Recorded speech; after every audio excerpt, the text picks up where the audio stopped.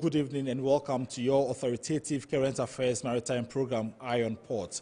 This program is proudly brought to you by Serene Insurance, Guel PLC, the Ghana Revenue Authority, Ghana Link, Meridian Port Services, and Phoenix Insurance. Our proud media partner is the Business and Financial Times. This program is powered by the Ghana Ports and Harbours Authority. We are streaming live on Facebook at Port of Tema. Also on Facebook, we are streaming live at Ghana Ports and Harbours Authority.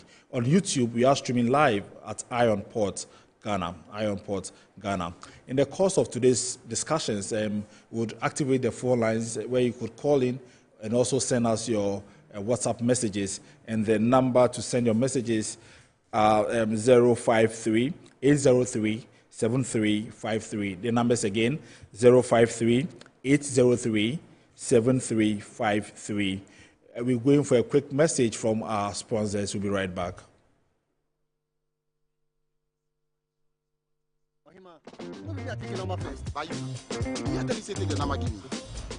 Guys, now I'm tired. I'll go on a date with whoever gets here first. Princess, really? Okay, I come. Shut up! Mame,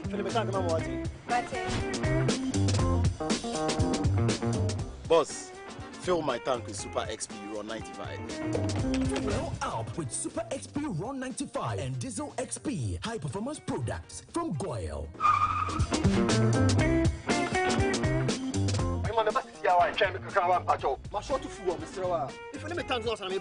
Sorry, Tony got here first, so I'm stepping with him. Oh, cut him. Hey, go for mommy. Choose Super XP Ron 95 and Diesel XP for an energizing driving experience. Always go for Goyle Super XP Ron 95. Goyle, good energy. Goyle is good energy. Electricity. Then pay your taxes. Yeah. Our taxes, our future. Because you see, without our taxes, we wouldn't have good roads, good schools, better hospitals, street lights, and other very important social amenities. When we pay our taxes, we give our children free and quality education. Talga, my money too small. Why should I pay my tax? Look, small.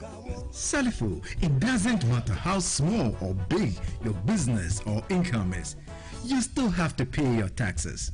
The little taxes from each and every one of us, when put together, could give your community clean water or that deprived school with tables and chairs. Please pay your taxes. It is your responsibility. It is your civic duty. It is the law. Impressive factory.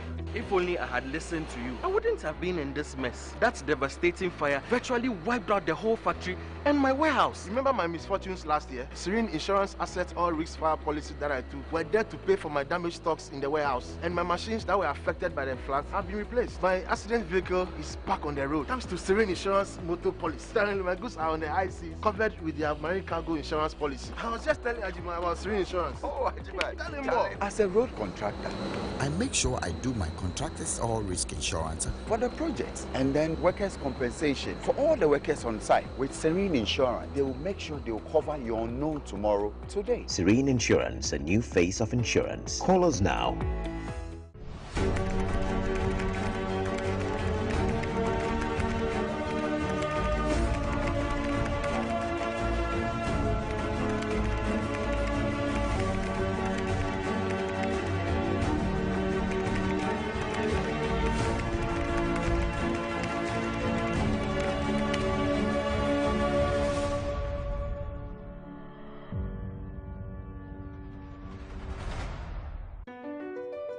MPS Terminal 3 is Africa's new state-of-the-art container terminal at Tema Port. For manufacturers, agro-processors and traders, the new port means business can be done faster. This infrastructure boost will improve Ghana's port handling capacity, connect more trading routes, and oil the engine of growth for the economy, creating greater opportunities across all sectors as Africa's markets merge and become the largest trading bloc globally. MPS, we connect, you thrive. Business and life can be like the sea sometimes. Sometimes serene, sometimes calm, sometimes turbulent, and at times it brings the unexpected. However it is like, trust Phoenix Insurance for your home, car, business, and marine insurance needs. Call 0302 246 319 or 0243 690 492. At Phoenix, you experience a delightful service delivered with wisdom. All right, so you're welcome back from the break. It's time to look at some news and activities happening within the port industry, including a Mother's Day message from the president of the Port Ladies Association of Ghana. At Mother's Day, you know, as women, especially as working women, whether you've had children naturally or not, or you are playing a mother role for anybody, it's a celebration of your womanliness. And sometimes it's important to celebrate yourself first rather than to wait for somebody to celebrate you. So I want to encourage them that no matter what the situation is, to celebrate yourself and your achievements, because you have to look at life and see yourself as better than a lot of people. The world is your stage, you have room to grow. So don't be discouraged. If there's nobody to celebrate you, celebrate yourself. I wish them a happy Mother's Day. Do what you enjoy or what makes you happy on that day, to celebrate yourself as not only as a mother, but as a woman who's privileged to be a working woman. Especially now that we have a lot of young ladies amongst us joining us in the past few years. I want to encourage them that they are in the right organization. They are privileged to be working with Ghana Ports and Harbours Authority. There are many opportunities open to them. It's up to them to avail themselves, apply themselves to the work that they have been assigned, and ensure that they are growing the organization, because in focusing on the growth of the organization, you are growing yourself as an individual. The 4-year SWIMS project, which is a training in maritime affairs and security along the Gulf of Guinea at the Regional Maritime University, has ended. The EU-funded program with the Regional Maritime University, which was set to begin in September 2019, but delayed due to COVID, took off in 2020, finally meeting its target of training 72 participants. The 4th SWIMS training, which lasted for 6 weeks, commenced on April 2nd, 2024, featuring 18 participants from the ECOWAS sub-region. The project had 9 modules that guided participants through both theoretical and practical lessons, from introduction to maritime security environment to maritime crisis management. The coordinator of the SWIMS project, Engineer Augustus Adilamte, expressed optimism that the project will influence practices in the maritime domain to enrich and make the space safer and secure for efficient work. I'm hopeful that with the learning, the teaching and learning they've experienced, and the collaboration and interlinkages that have been established, when they go back, they will now try as much as possible to influence, so that the actions that have initially been taken and seem to be not achieving will be achieved at the end of the day. He commended the Ghana Ports and Harbours Authority, Fisheries Committee for the West Central Gulf of Guinea, the Navy and other organizations in the maritime industry for their immense support to the project. I think the Ghana Ports and Harbour Authority, the FCWC, the Navy and other bodies in the maritime sector have been very helpful, because we don't only do classroom work, we also visited all these institutions. And as we visited these institutions, the participants got to know firsthand what is actually on the ground. Speaking at the program, the Circuit Court judge, who was a participant from the Judicial Service, Her Anna Agnes Opoku-Banier, stated that the project has equipped them with the requisite knowledge to foster maritime collaboration, cooperation and coordination in dealing with maritime crimes and happenings at both national and international levels. Your insightful presentations, educational talks, role plays, simulation and group exercises have equipped us with the requisite knowledge and skills to promote maritime cooperation, collaboration, and coordination in dealing with incidents at sea at both the national and transnational levels, the linkages between national maritime security and wider regional maritime security. A principal state attorney with the Attorney General Department, Veronica Yaira Adibu, expressed her satisfaction with the project. It's been an interesting experience studying maritime safety. There were different aspects of the course. We learned about the Yahudi architecture, the blue economy, and then the Zone F. An Ivorian representative from the West African Regional Maritime Security Center, Captain Sumana Adamu, said the project has helped them in identifying threats in the maritime industry and possible solutions to resolve them.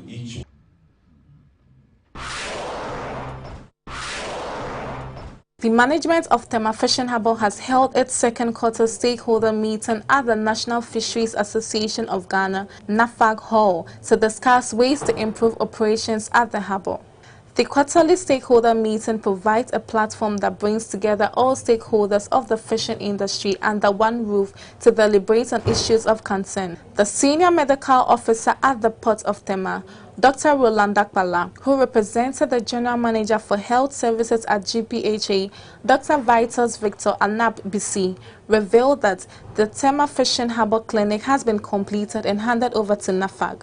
The structure for the clinic has been completed and handed over to the user department, that is the health service department. The Port Civil Engineer, Engineer Stephen Ampiao, who is also the incoming General Manager for Tema Fishing Harbour, disclosed that the sanitary condition at the Kanun Basin has been improved to create a congenial working environment for stakeholders. He said the Ghana Ports and Harbours Authority has addressed their concerns on excessive water bills and rate increases. On the issue of the high rates, like Chairman said, it is being handled at the corporate level. That's at the DG's level. It's engaging the PURC and the Ghana Water Company Limited. And as soon as there's any new development, we'll make that available. The outgoing General Manager for Tema Fishing Harbour, Engineer Kwabna Asamoah, thanked the stakeholders for their support in the past years and outlined some improvements to the working conditions at the fishing harbour during his tenure. We're able to successfully improve the hygienic conditions in and around the fishing harbour through especially the decongestion exercise we jointly carried out with the involvement of everybody as well as all the stakeholders, and chief fishermen playing the lead role for us. The European market women appealed for the installation of a market gate and water tank to aid their business.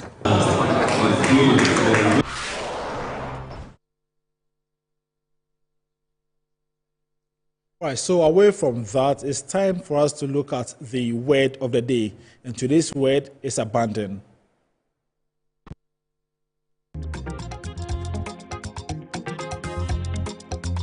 Word of the day: abandon. Abandon refers to an action wherein a shipper or consignee seeks authority to abandon all or parts of their cargo.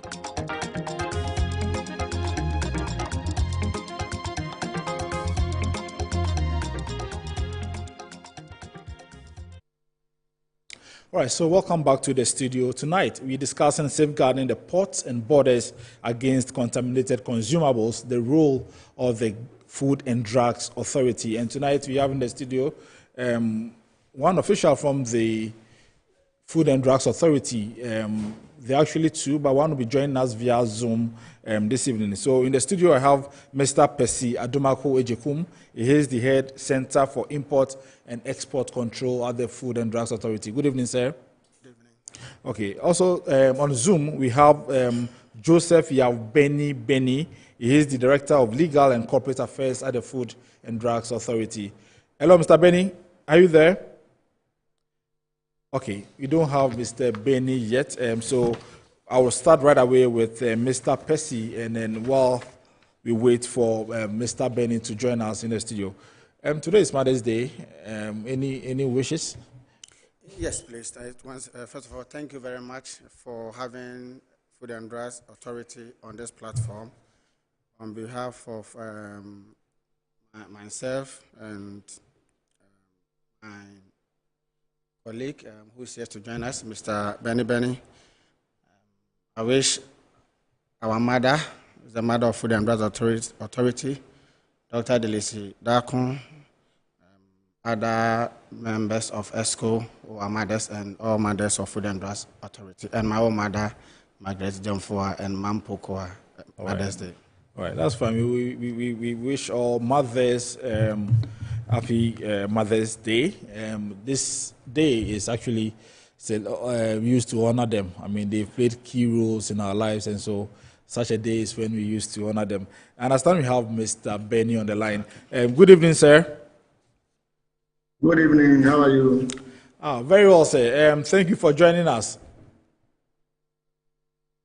Thank you for having me.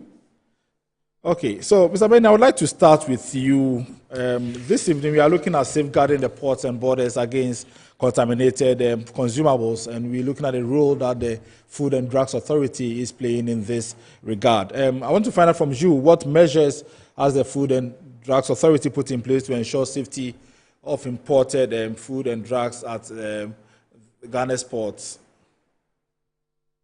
Okay, thank you very much for this opportunity. As we are all aware, FDA is the national regulator when it comes to food, drugs, cosmetics, medical devices, household chemical substances, and biological products. So the act that regulates FDA's activities ensures that before any of these products are brought into this country, they should have been registered. And registration is to ensure that those products meet the standards of quality, safety, and for drugs, they should be efficacious. So it is assumed that before any of these products come into the country, they have gone through this process. So when we ask that, what measures has FDA put in place to ensure the safety of imported and food and drugs, we want to say that FDA will ensure that, or FDA do ensure that any product coming into this country, if it is not registered, it cannot be imported. This is strictly enforced at the port. So before you even import a registered product, you should have a permit that will allow you to bring in the products. So the products must first have been registered. FDA also ensures that the quality and safety of those products on the market are the same as the ones registered. So we have a market surveillance system. So we sample products that arrive, and we sample products on the market to ensure that their safety, quality, and efficacy as they were before they were registered are still maintained on the market. FDA also has a lab at the port, a very modern lab, to ensure that samples that are taken at the port are immediately analyzed quickly, and the results are used to decide whether the product should be allowed into the system or they should not. Once you get the results, if they are not conforming, immediately the products are detained at the ports, and then, where appropriate, they are safely disposed of so that they do not get into the system at all. Again, we have our mini labs and our truth scans all over in the country, in our regional offices, and even at the Tema ports, to ensure that whilst we are on the field, we are able to ensure that these products meet the required standards before they even get into the market. So, in brief, FDA ensures that before the product gets into the system, and whilst they arrive at the port, the immediate checks are done physically and then through the lab. And then, should they get onto the market, we have our truth scan, we have our mini labs nationwide to ensure that the quality, safety, and the other parameters are safely guarded and protected to safeguard the health and safety of the public. All right. Very well. You touched on the policy that you implemented the last time. That's the no registration, no importation policy. I would want to find out from you, how far have you gone with this policy? You want to find out how far we've gone with the policy? Yes. Yes. So currently, if a product arrives at the port, what we expect is that that product has been registered, and two, the importer has a valid import license to bring the products in. If the products arrive and none of these can be attested to, that is where we invoke this principle of no importation, no registration, no importation. The goods are immediately detained, and then other regulatory activities kick in. I would like my colleague Percy to add a bit to this particular point, and then. All right, that's fine. So, Mr. Percy, let me come to you. How are you ensuring that this policy that you once introduced succeeds? Yes, so like Mr. Benny said, this policy is not just introduction, it's reinforcing the Public Health Act, like he said. We said that if not registered a product, if you cannot import, manufacture, distribute, retail a food or other FDA regulated product if they are not registered. So fundamentally, the no registration, no policy is re-emphasizing that one. So if such products come and it's not registered, like I said, we detain them and take them through the appropriate regulatory measures in terms of testing, in terms of evaluation, in terms of all the safety and quality parameters, if they meet FDA requirements, before a decision will be taken and the consignments will be released to the importer. And of course, other regulatory sanctions always apply to such. Yes, so talking of the sanctions, and I know when you rolled out this particular policy, you said if they import the product and then they don't register, you, instead of going through the process, you would have some penalties that they would need to pay. Is it the case? Yes, the penalties are enshrined in the fees and charges legislation. So depending on the category of the product, the requisite fees applied. And also, these are the areas that will also bring some sort of delays to the what do you call it, the importer, because unlike if the product is registered, like I say, it goes through straight clearance processes. This one, they are detained for you to complete all these processes before the consignment are released to, if it's proven to meet FDA regulatory standards. Okay, let me but for the records, if you look at last year data, I must say that the figures have dropped down in terms of now consignment that we are clearing. The registration numbers have improved.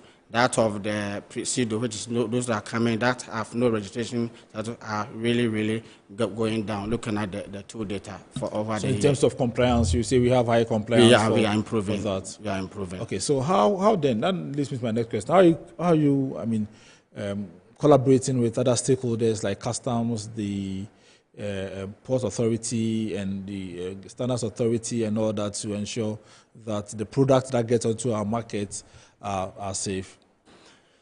The port environment is like a family or a community where different state agencies and other stakeholders are interacting on the product to regulate.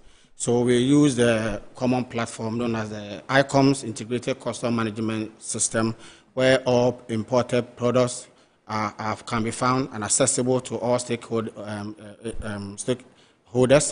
So that's the first point of interaction. So this enables us to track the product that we regulate, and also through our joint inspection system, because the GIMIS, is it still working? Yes, it's working because of the nature of our work. Products may have other agencies' role to play. So this joint inspection, as established, is to enable all stakeholders to be able to work on consignment at a go. So joint inspection system, FDA will be there, GSA will be there, customs will be there. So all this enable us to collaborate so that we'll be able to make decisions on products that come. And how does this also improve trade facilitation? It is actually improving trade facilitation, because instead of individual institutions coming one after the other, the joint inspection provide a platform for all of us to meet on the consignment once it's open, for all inspection and other activities to be done, so that the decision we take become one of, so that it delays the process of inspection. Okay. Hello, Mr. Benny. So yes, I want to find out from you, in terms of public education, what initiatives has the FDA undertaken to raise awareness about the risk of contaminated consumables? Okay, thank you very much.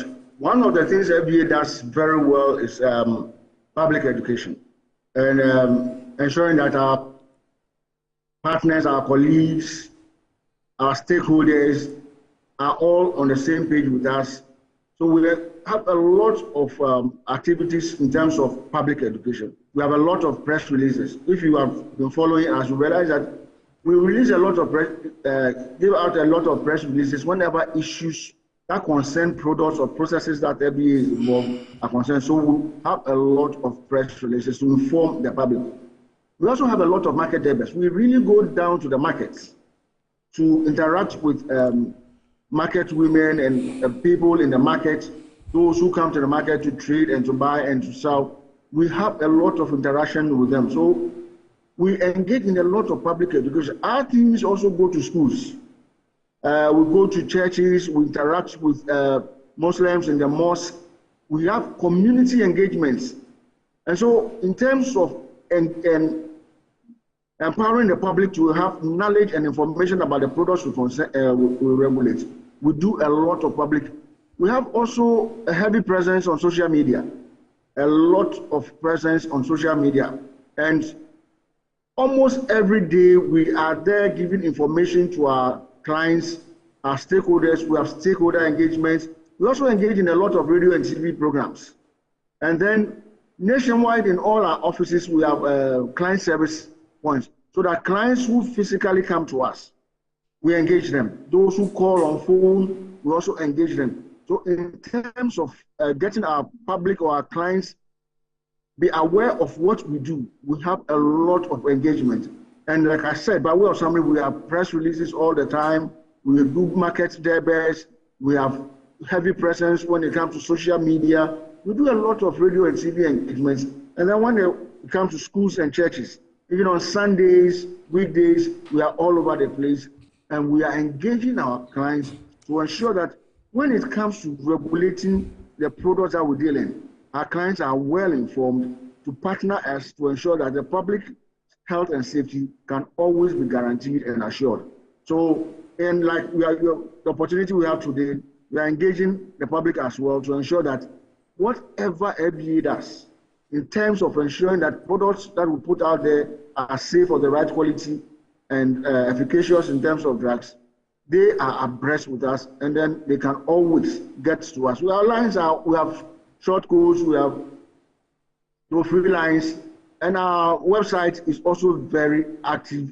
We have a lot of information on our website, and we know clients go there a lot to also get information. So we interact a lot with our clients to make sure that whatever we do, whatever information we want them to get, and they are always abreast with issues that concern the products that we regulate.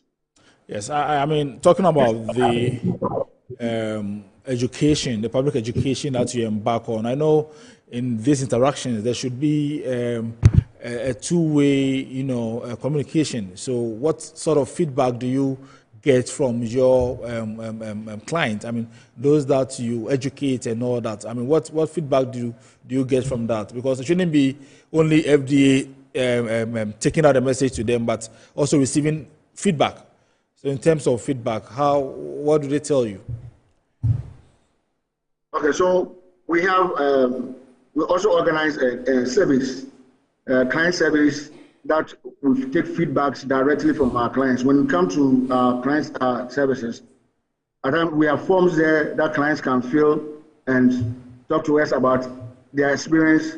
Our email, we have also interact with them by email. They also send us messages through emails. Our social media platforms are also there. WhatsApp, they also send us feedbacks as to what interactions they have. When the client works with us at the client service and they are leaving, we interact with them. How was your experience with us today? We get feedback from them. Some would want to write, so they send through emails, through our social media platforms. So we get a lot of feedback from them as well. Like I said, periodically, we also organize the client service to pick out how our clients feel towards us and our processes. So we get feedbacks from our clients periodically. All right, thank you. I'll be coming back to you. So I'll be coming back to you, but let me come to the studio and then speak to Mr. Percy. Find out from you what technologies or systems has the FDA implemented to enhance surveillance and monitoring at the ports and borders as well. Yes, thank you very much. I think Mr. Benny, in his intro, mention some of them, but the technology we use basically are the ICOM system, which offers to actually know and see all imported products on that platform. We also use the scan images for all products that comes to enable us to identify consignment that have been concealed, that are misrepresented or misdescribed, and also undeclared. FDA also have its own database on all registered products, which we use as a basis to check the registration status of all products before we clear. Additionally, we have a laboratory at the port of entry and also at strategic points nationwide where products that are coming, where need be sampled and tested. All this is done in collaboration with customs and other stakeholders at the port to ensure that such products meet the right safety and quality before we clear them. Okay. And then what is the FDA's response protocol if an item has been identified to have been contaminated or to be unwholesome? What is the protocol in place? So once a product is suspected of contamination, we immediately report such incidents to the head office. For the head office to work with the registration departments who actually have database on details on how the product was registered, its composition, and where necessary, they will also liaise with the market authorization holders, and samples will be taken and analyzed in the laboratory. If it proves okay, then that's fine. If it proves it fails, then safe disposal will also be done by working with other agencies like PortF, Customs, Metropolitan authorities, because they manage the disposal sites, EPA. So we go through all this to make sure that if the product is proven to be contaminated based on laboratory analysis, are safely disposed of. Obviously, there's also other sanctions that is applied, including also prosecution where need be. All right. I want to find out from you, still on this one, this is a follow-up. So there have been instances where we have the FDA issue statement to say, to recall certain brands and all that, or certain products and all that. I mean, first and foremost, what the general public, begin to worry about is the fact that how did those products get to the market in the first place? Yes. If a product happens to have issues on the market in terms of safety, it always doesn't necessarily mean that at a time maybe it is coming, that problem is there. But in the course of even the normal product life cycle or market, things can happen. Because like Freddie said, we continuously monitor the product safety and quality on the market. So if such through exercises we detect a product, then the recall process will be triggered for consumers to be brought to either the market authorizing holder or FDA offices for other regulatory measures to take place. So it's two things. If it's come through the normal import, you'll pick them, but if in the course of normal product life cycle and market in the market, the post-market activity is also able to identify those things for such action to be taken. Okay, so let me add a bit to this. Okay, Mr. Ben, you can come in. Just as Percy said, if it comes through the normal process, we would have detected it immediately at the port and it would have been dealt with. A product might not come normally or usually through the normal products. We must accept it. Some products can be smuggled into the system. Again, a product can come in wholesome, but in the course of time, storage conditions, etc., may affect the safety quality of the product. And as we indicated earlier, we consistently monitor these products. So if any issue comes up once the product is on the market, then the recall process is kicked in. What you realize is that it might not be the entire, all the batches of the product that are being recalled. Maybe specific batches are the ones that are being recalled because there might have been a particular problem with that particular batch. So the products would have either come in as indicated through the normal process, but one way or the other, some issues might have cropped up with the quality and safety of the product, so they must be dealt with and must be recalled from the market. But again, like I indicated earlier, if it is a small product that came in through an unapproved route, and FDA was not able to detect it at a point when it entered.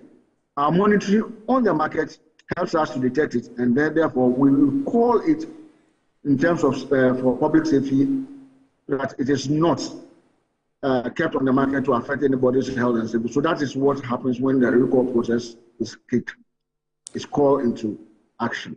Okay, Mr. Benny, let me still stay with you. I mean, on this one, this particular one, I mean, is it that do you have offices at the various borders? Because it seems for the port, that place is well structured, so you are able to detect if there is any consumable that is contaminated or is unwholesome.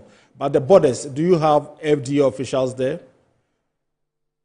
Yes, most of the borders, we have officers and offices at most of the border points across the country. I must concede it's not all the border posts, but the majority of them, we have presence there. We also work with closely with customs. So when there are products that must come to FDA's attention, because we have regional offices that are in contact with them. Once they get these products, they also inform us. They call our regional offices, and then we liaise with them and deal with them. But let me also quickly add that there are some border posts that are obviously not manned. So some of these products, people take advantage of them and bring them in through those ports. But we work closely with customs. So border posts where we are not present, they assist us with information to ensure that we are able to quickly deal with such products. But it also happens that some of the border points which are unmanned, things come through. And when they come through, fortunately for us, our market surveillance system helps us to pick them up on the market and deal with them. Okay, there's a question here, and Isaac from Techiman, he wants to know what makes a product unwholesome. What makes, how you detect a product which you say it's unwholesome? I mean, how do you come to that conclusion? Okay, so like we indicated, we have a strong market surveillance system. And so every product that we have registered, every product that we have issued import license for, and all products that have come into the market, we monitor their presence on the market nationwide. We have consistent and constant market surveillance activities nationwide.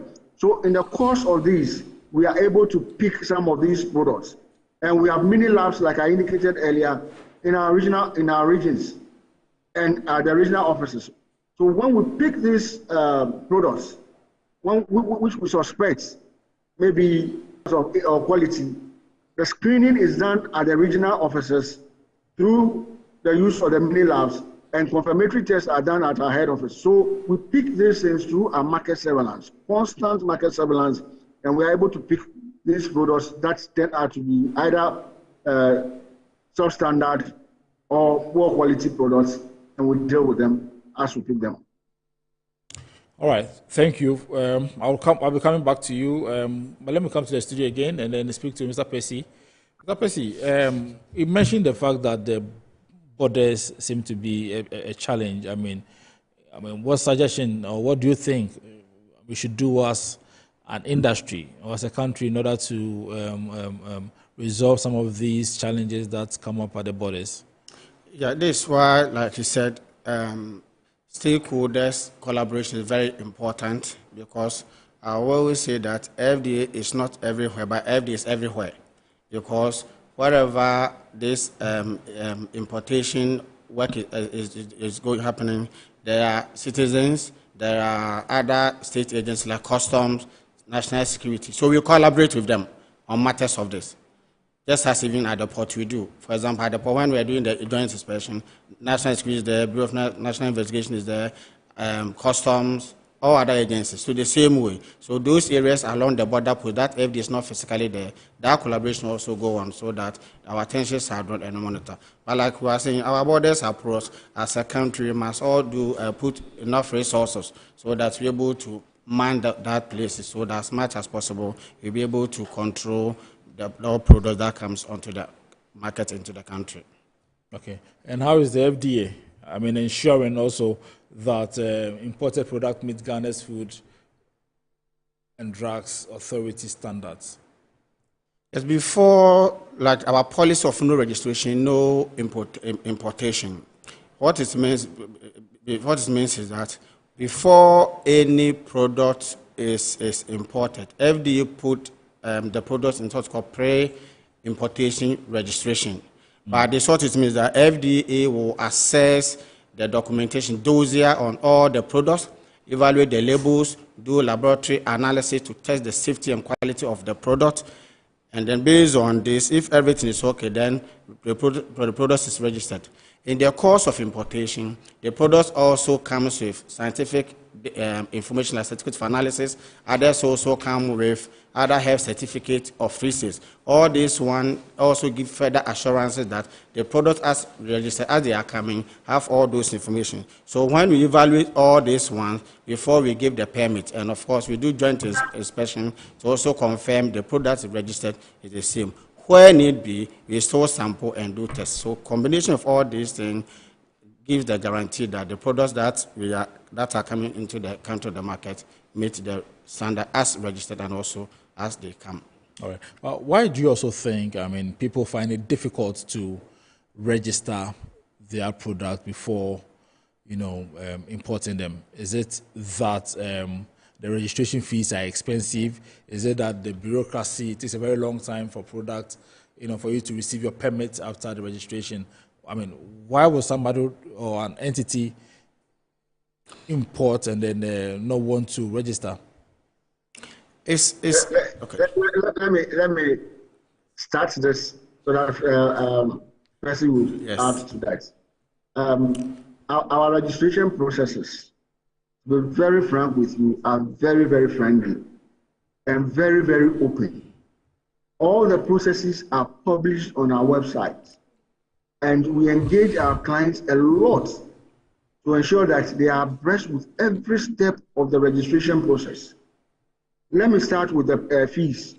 Currently, and anybody can check, on the continent, our fees are about the lowest.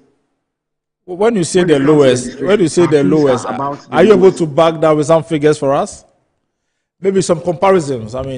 Why the FDA is saying that their fees are the lowest? I will not give you comparisons, but I want to assure you that those figures, as published on our website currently, and these are fees that have been approved by Parliament, are currently about the lowest on the continent. And I believe that importers can attest to this very fact. Again, like I indicated, our processes are very, very open, very, very transparent, and very smooth. When you submit an application, especially through when you come to submit an application at our head office or through any of our regional offices, you are consistently updated as to what is happening. If you call our hotlines, if you walk into our offices, you'll be told exactly where your application is at the moment. And we are even moving forward to even do this online application, and you can identify where your application is at any particular point in time. And should you call or send even a mail, you will be told exactly where your application is. Our processes for the risk of being repetitive are very transparent, and every process that we undertake are part of what happens even internationally. So we are doing nothing that if you go to any other country to register a product, you'll find us doing something that is not part of an international process.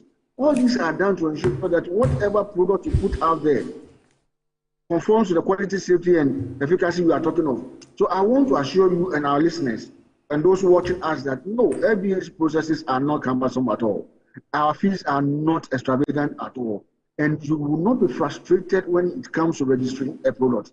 Those who might have said that one way or the other, eventually when they come back to us, so is this all that it takes? We have issues. Let me take this opportunity to even say that most importers, most people who want to register products, instead of coming directly to the FDA, decide to use some agents who would frustrate them, take monies from them, And then when the process doesn't go through and they come to us and we say, this is the fee, this is the process, they say, then why did I go through this route? So we want to assure everybody that FDA's processes are not cumbersome and our fees are nowhere extravagant. Thank you. Okay, just a follow-up on this one. So are you saying that an importer could just come to the FDA and do his or her registration without going through an agent? Or, I mean, they require an agent to be able to do their registration, in that they need to get agents who are credible in order to have their registration successfully done for them? In fact, the answer is capital N-O. You don't need an agent. Just walk into any FDA office. You don't need to pay any money to any agent. No matter how small that amount is, please don't. Just walk into any FDA office and you'll be taken through the process. You don't need an agent. I beg anybody listening to us, please walk into any FDA regional office or our Tema office or the head office and come and pick an application form. You can download the application form on our website, fill it, bring it yourself, walk in, submit it, pay the requisite fees, and I can assure you the process will continue. You don't need an agent. And let me add that there are people who go the way of trying to use clearing agents to register their products. It doesn't work that way. The clearing agent is there to clear your products for you when they arrive at the port.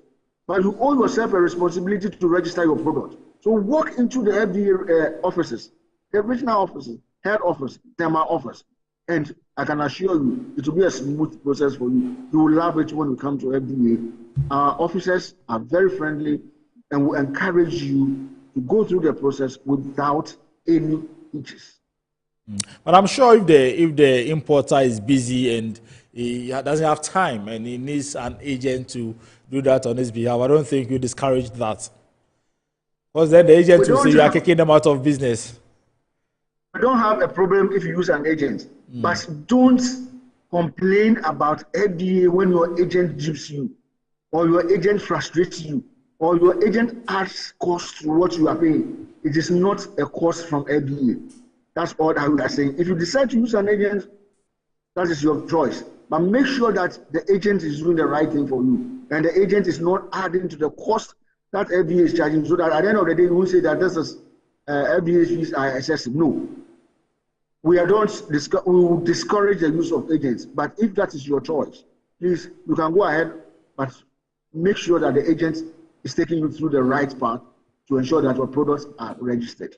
All right, thank you. Mr. Percy, you wanted to do some add-ons? Yeah, in fact, exactly the challenge what Mr. Benny have said, because the FDAs have systems that offer support even to the not necessarily importer but general clients. For example, FDA appreciate that some of our clients may have maybe low, what to call small scale. So FDA have industrial support, and there's also a scheme known as progressive licensing scheme.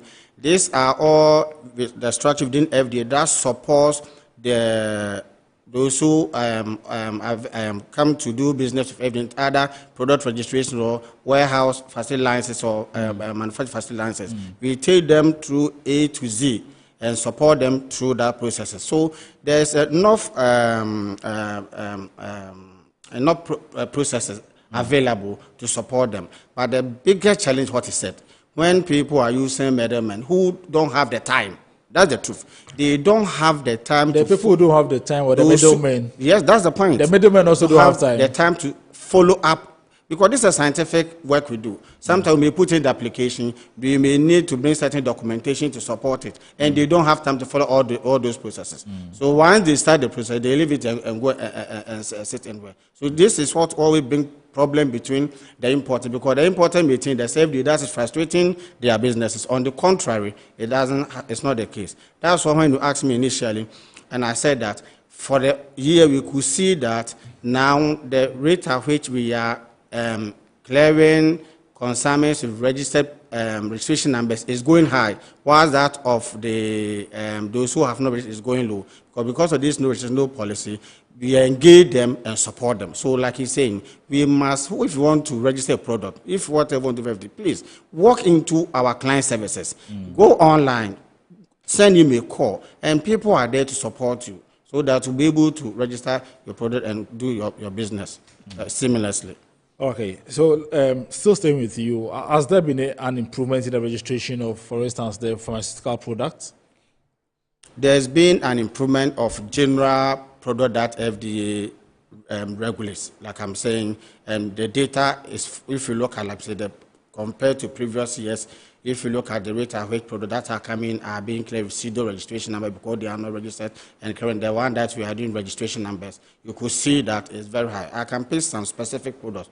For example, if you pick frozen meat and fish products, you can confirm from them. As we speak, they are about 90% of every product that is declared is registered.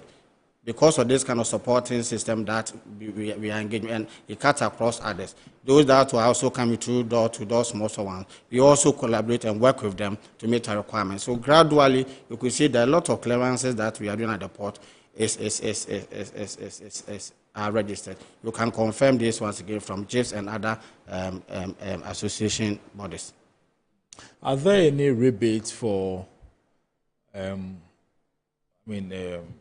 importers of products? I mean, if you want to register products in large quantities, are there any rebates for them from the FDA? Yes, I know that if you look at the fees and charge legislation, there are targets for products registration in terms of volumes. So there's one for a single registration. For example, if you pick food, maybe first 30 product, there's a fee, 30 and above, there's a fee. So there's that kind of system that is also approved as part of the fees and charges legislation to support the business community. Okay, in that sense, some importers can just come together to consolidate and then come and register just to enjoy those rebates? No, I don't know how they can come together because the product registration goes to a company. Okay. So I don't know how they will come together. If they will come together under one company, fine. But for example, people bring a large volumes like the supermarkets. Let me use that of them. So some of them can bring about 1,000 products. So that is the way we manage and register such products. But coming together as a group, how are they going to own the registration? Because we wouldn't be able to. We wouldn't, as part of our procedures, you cannot be bringing the product in your names. The product should be coming in the name, company name has been registered. So that will be a challenge, unless maybe among themselves they find a way of using one company to legitimately go to the process. And I don't think FD will have a problem.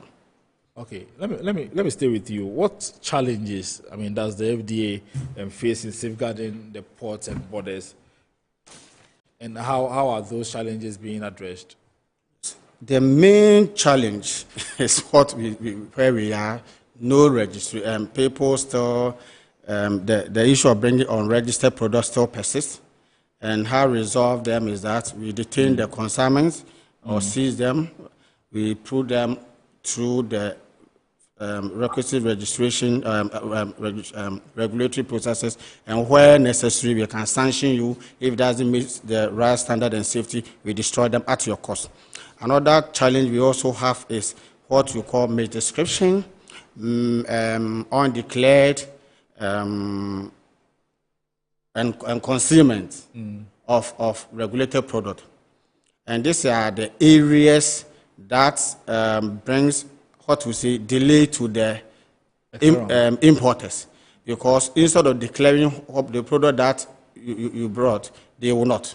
So when we get to those products through the scanning system, Intel, definitely you have to bring all of them back again to go through the processes, and all these things will bring detention, the delay to them. And how we address them is what I've said. We use the scanning system, the scan images that is provided by stakeholder customs to be able to identify those that did not declare or those that is misdescribed, to be able to bring them appropriate regulatory action against them.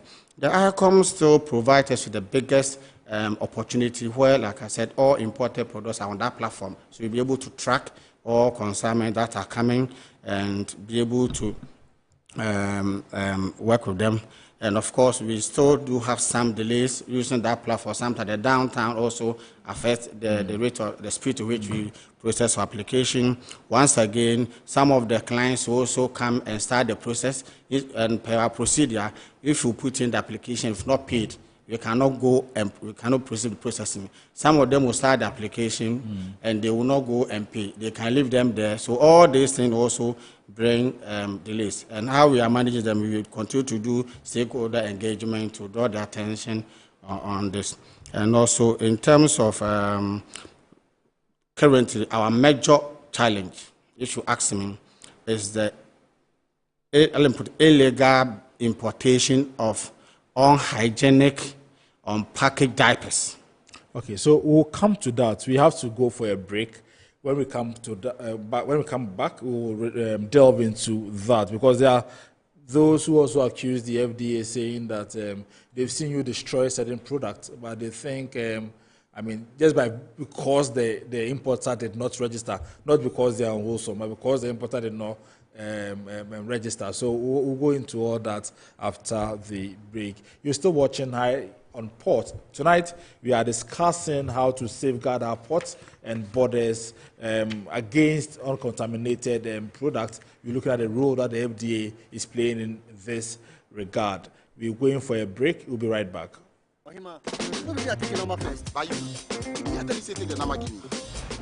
Guys, now I'm tired. I'll go on a date with whoever gets here first. Princess, really? Okay, I dey come.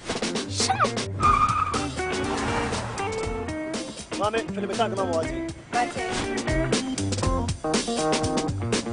boss, fill my tank with Super XP Raw 95. Well out with Super XP Raw 95 and Diesel XP high performance products from Goyle.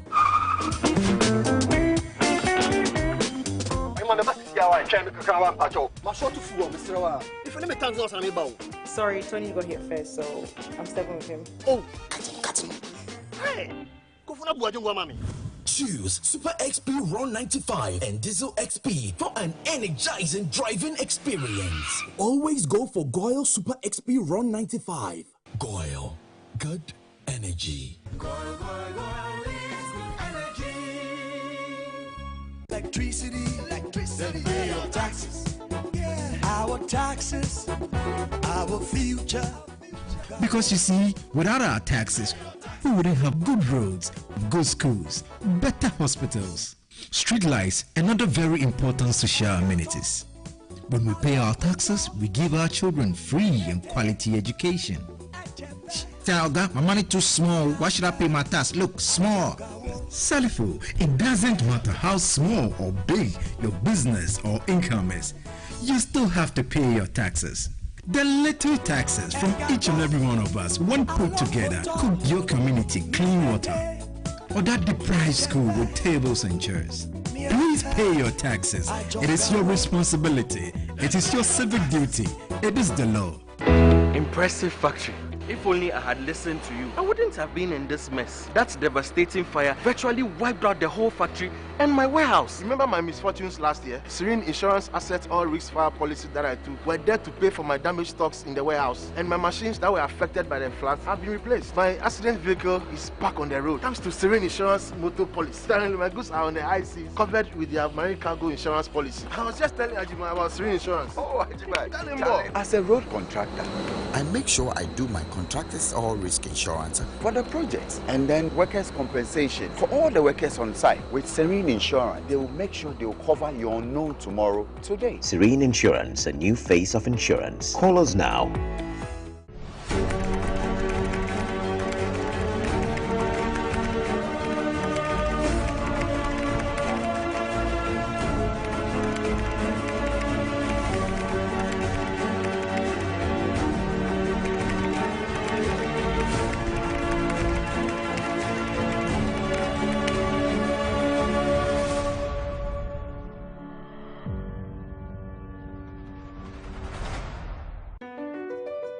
MPS Terminal 3 is Africa's new state-of-the-art container terminal at Tema Port.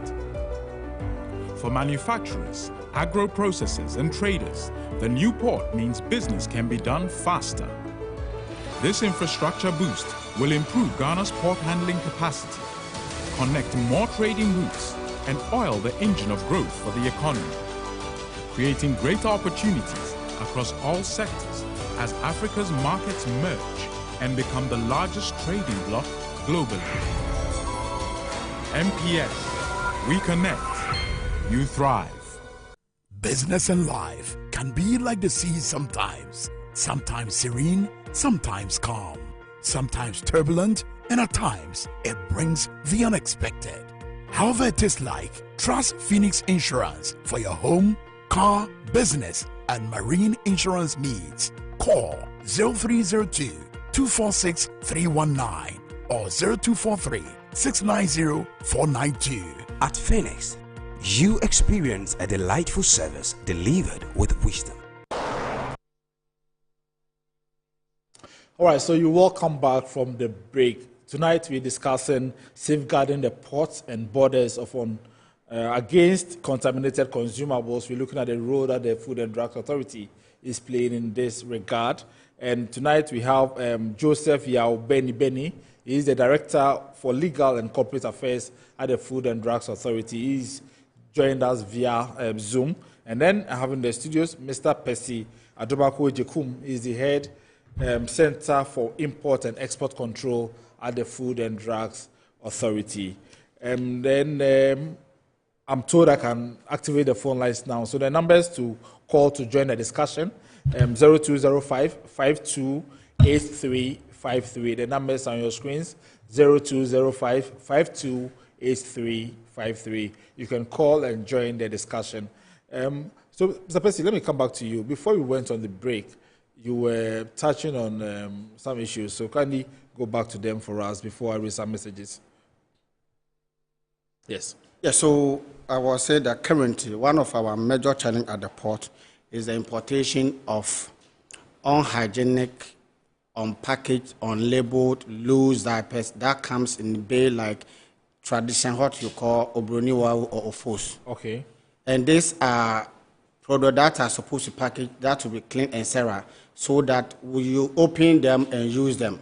Okay. And looking at the manner side products come, you are basically exposing young children, females, and look at how female are predisposed. Looking at, I hope you understand me, and males, infants. Yeah.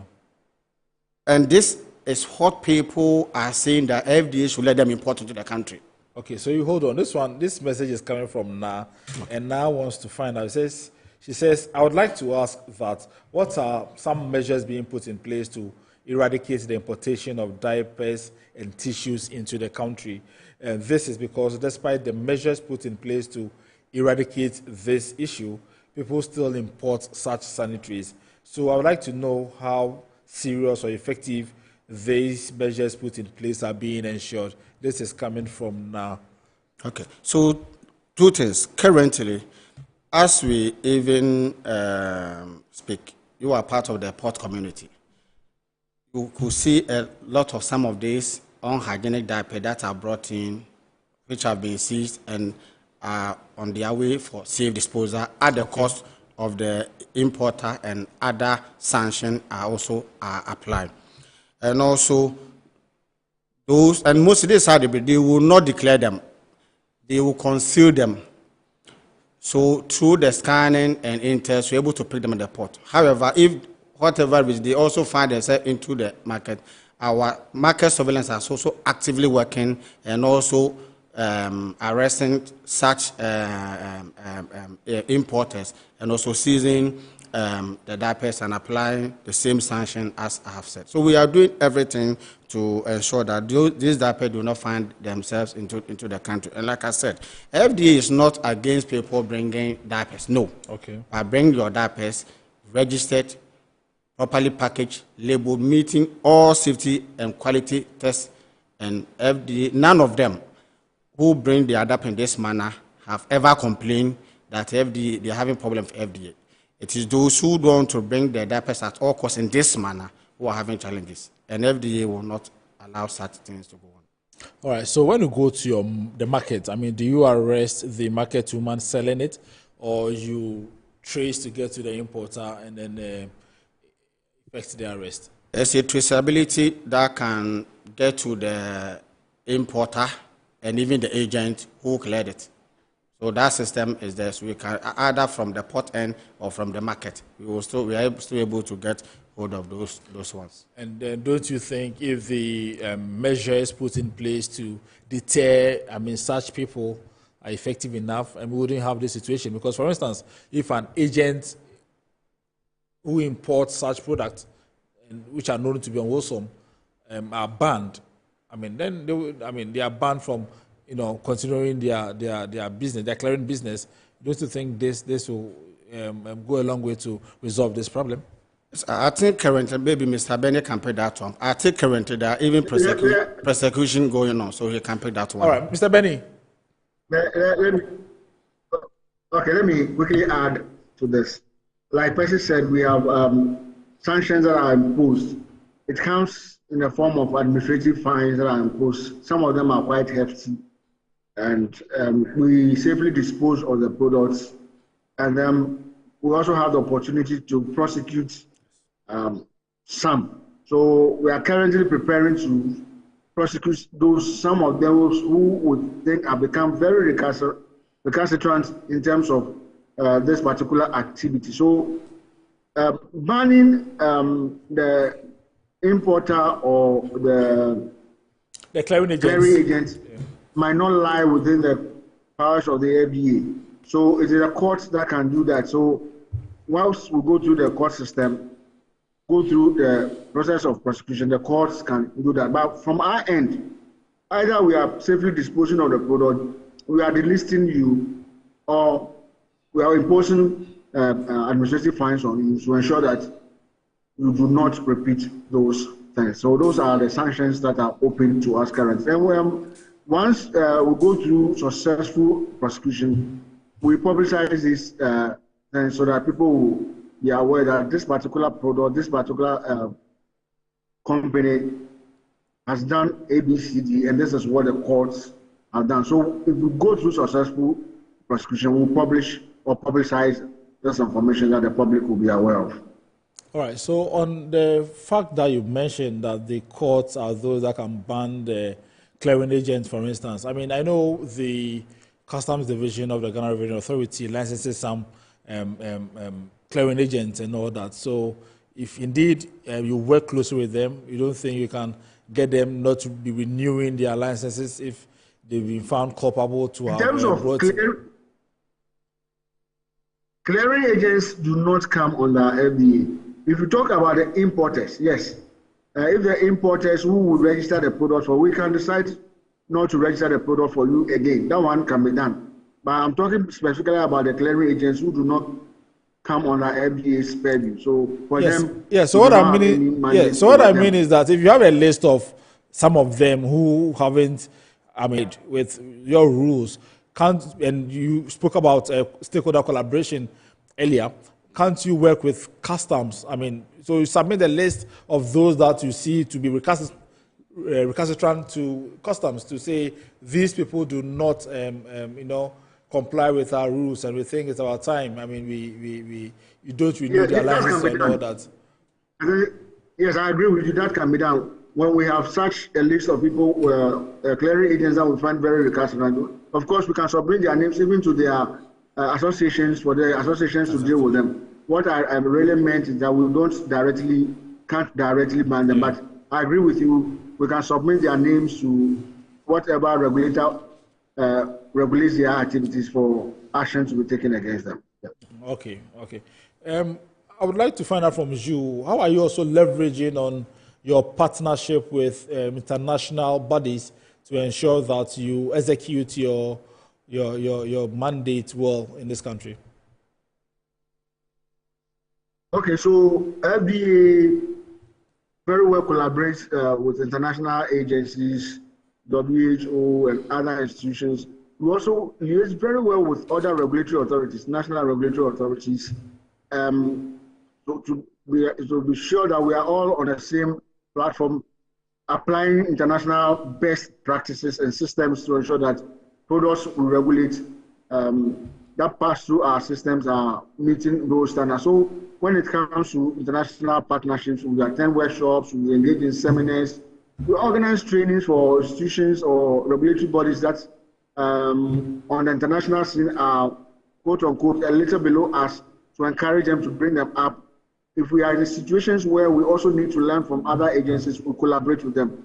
So seminars, workshops, forums that are open to regulators, we take part in such programs. We also send our staff for training at international levels and local levels to make sure that we are all abreast with prevailing systems and standards to ensure that what comes into Ghana are the best of products for our use. So internationally, we collaborate with every known body that is in that space when it comes to regulation. So we're out there, very active, normal interactions, and then we are engaging also with, when I, for example, I mentioned WHO. Currently, FDA is at a certain level, and we are trying to get up to the topmost level when it comes to regulatory bodies' activities. So we are out there interacting with international bodies, making sure that our systems are one of the best when it comes to regulation in the whole world. So we are interacting with international bodies and regulators as well. Okay, so let me come back to the studio. Mr. Percy, you wanted to make some additions?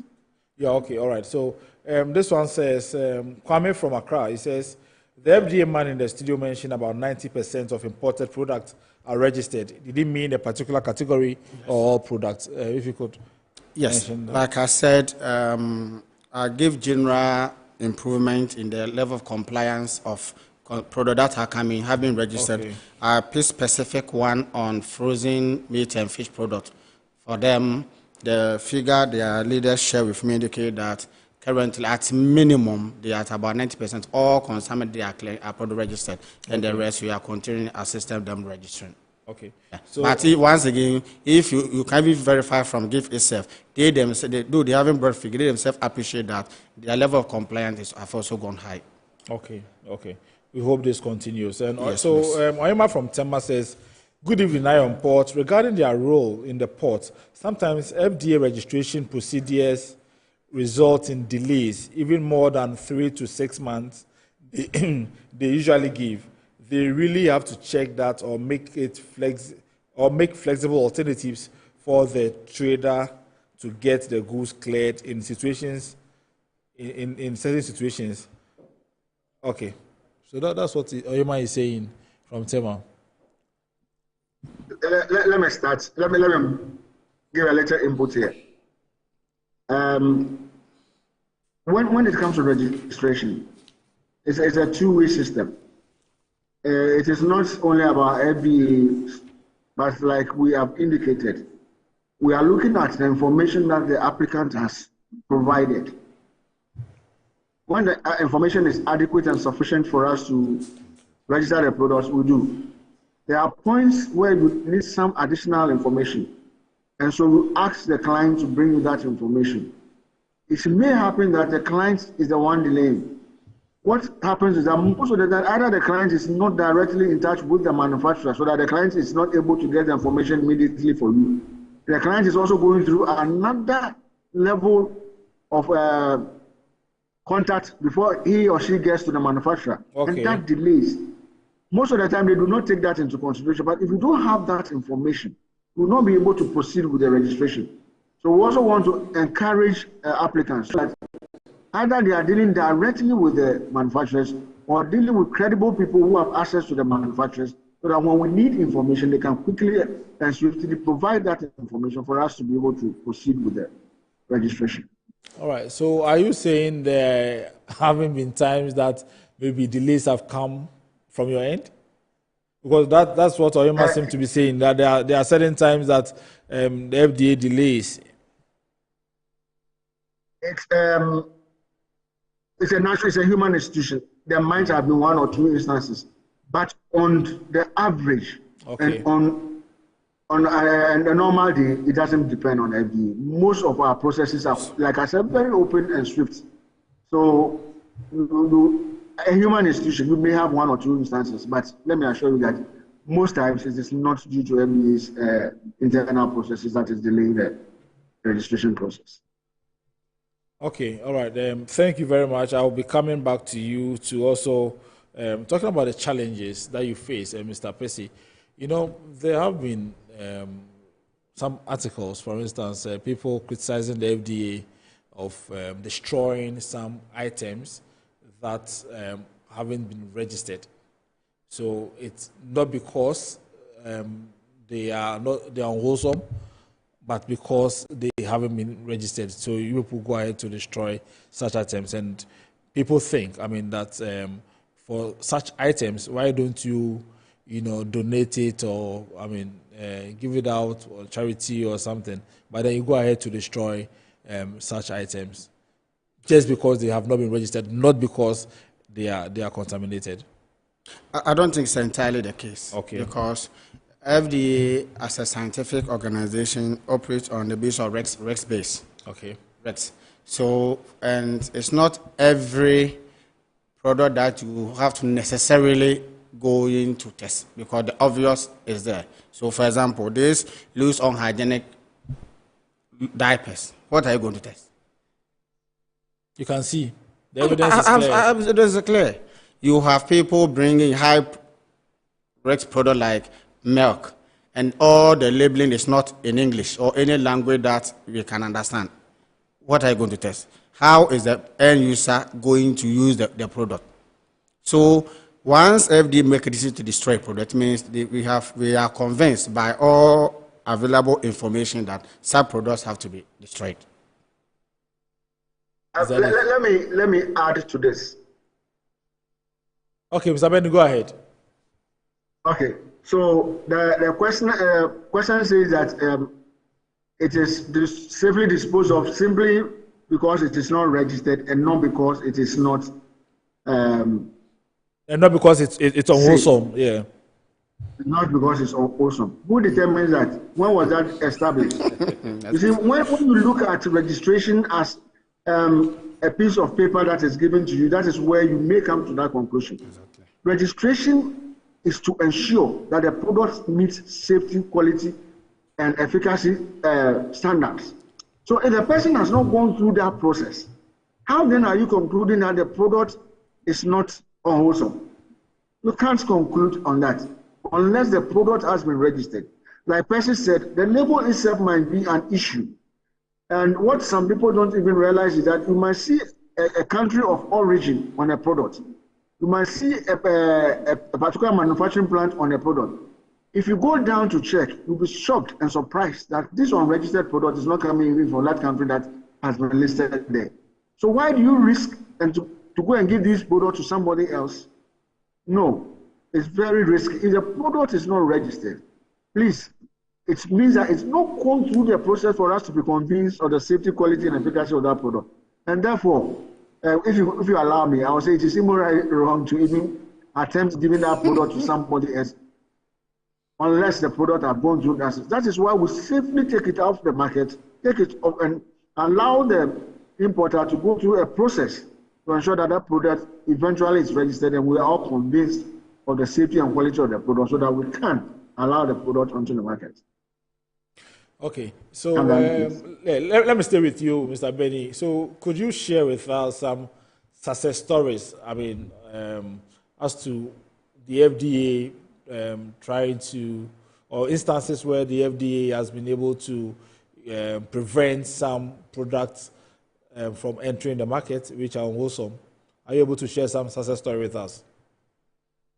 Yeah, I'll start, and then I'm sure Percy can add to that. Look, there has been instances where a product like oxytocin, very vital when it comes to childbirth. When ladies go to the labor ward and they give birth, in terms of bleeding and etc., oxytocin is applied to them to help save the situation. Yeah. We've been able to avert such a dangerous situation by not allowing this product to get into the market and taking it off. Okay. We also have recent instances of benylene with codeine, a banned product. We've been able to ensure that it never entered the system. We have also had situation of course, we've just mentioned the issue of diapers. Very critical when it comes to child health.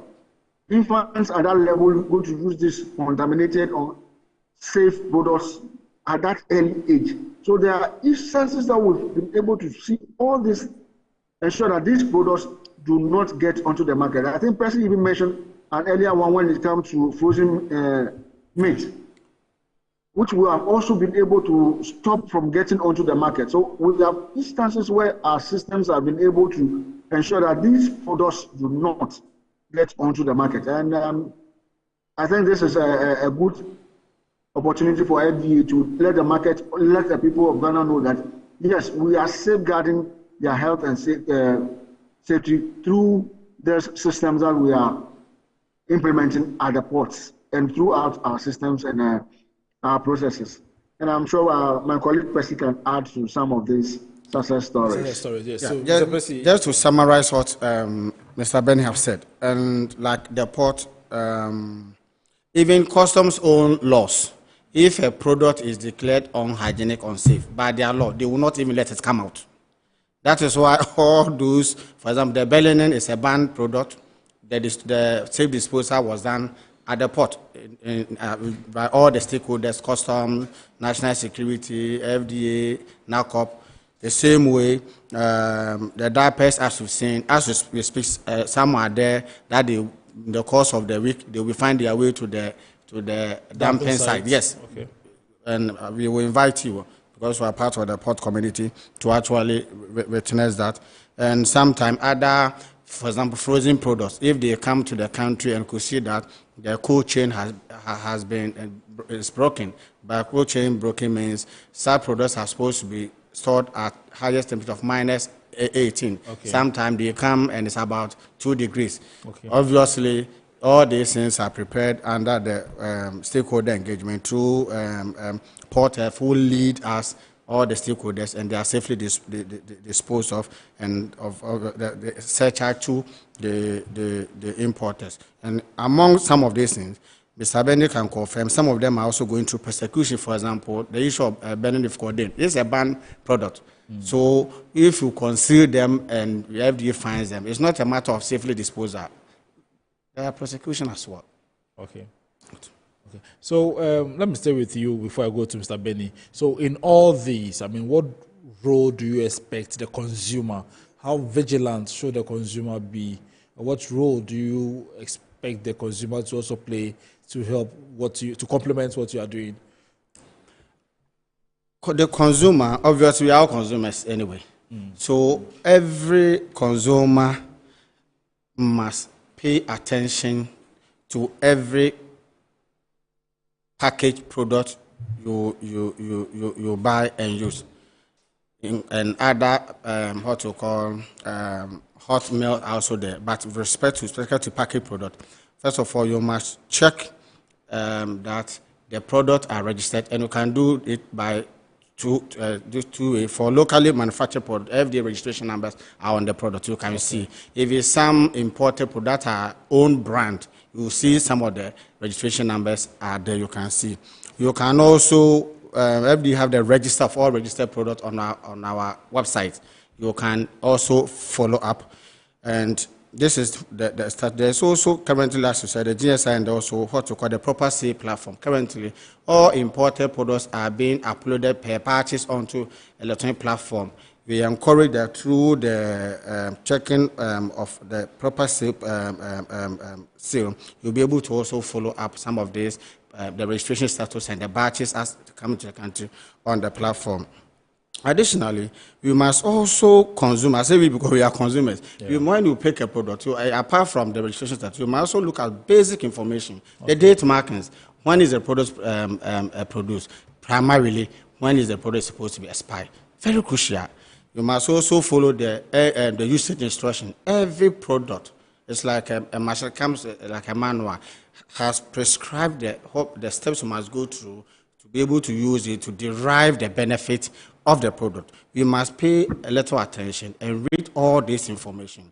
some products, especially canned products, must also check physical attributes, like is it dent, is it rusted, all these things, you must take note of them. Okay. And when in doubt, you can always reach out to FDA on our social media engines, on our website, our client services, our hotlines for assistance. Okay. Mr. Benny. Hello, Mr. Benny. Yes. So the yes, I know you work with whistleblowers as well. Yeah. So we encourage whistleblowers to give us information as to what people are doing that will be at the negative side for the health and safety of the people of this country. We encourage people to be very patriotic, to help us with information that will lead to us unearthing those unethical practices, either in manufacturing firms, or storage warehouses, or wherever anybody is undertaking a process or an activity that will not inure to the health and safety of the people of this country. We encourage whistleblowers to, we have quite a number of them assisting us, and so we encourage that such things happen. Let me quickly add that every consumer, we have 30 seconds. Every consumer must make sure that he's well empowered with knowledge to ensure that whatever you are consuming is good enough for your own health and safety. Don't say that it is the duty of FDA to ensure that some products are not out there on the market. Equip yourself with the knowledge that FDA provides, and therefore when we walk into any facility to patronize a service or a product, you know that what you are patronizing is FDA approved, which will be good for your own health and safety. All right, thank you very much. Thank you very much. This is where we draw the curtain on this week's episode of Eye on Port. We'll be discussing safeguarding the ports and borders against contaminated consumables. We'll be looking at the role of the Food and Drugs Authority, and I've been doing this discussion with Joseph Benny. He's the Director of Legal and Corporate Affairs, Food and Drugs Authority, as well as Percy Adomako Ejikum. He is the head Center for Import and Export Control at the Food and Drugs Authority. Thank you very much for watching. My name is Solomon Anderson. Do watch the abridged version of Eye on Port on GTV on Wednesday at 8:30 p.m. Thank you for watching, and join us again same time next week.